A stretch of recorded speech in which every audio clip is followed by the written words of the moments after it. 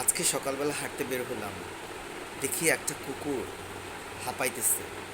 তারপর দেখলাম কতক্ষণ পর একটা ভেজা জায়গায় গিয়ে বসছে। তারপর আমি একটু পানি দেওয়ার চেষ্টা করলাম, সেই কুকুরটাকে পানি খাওয়ানোর চেষ্টা করলাম। এখন আমার কথা হলো, আমাদের দেশে একজনকে হিট অফিসার হিসেবে নিয়োগ দিচ্ছে, কিন্তু তিনি কিছু করতে পারছেন না। কিভাবে করবেন? তিনি তো কোনো দোয়া জানেন না।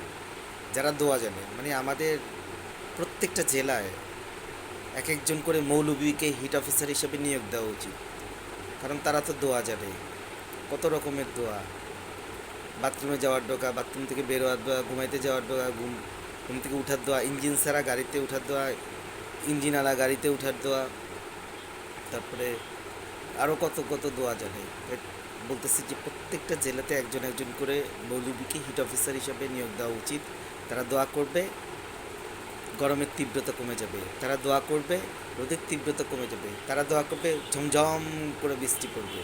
তাই বলছি, ওই মহিলা হিট অফিসারকে বাদ দিয়ে প্রত্যেকটা জেলায় একজন একজন করে মৌলবীকে হিট অফিসার হিসেবে নিয়োগ দেন, যে তারা দোয়া করার সাথে সাথেই সমস্ত গরমের তীব্রতা কমে যায় যাতে।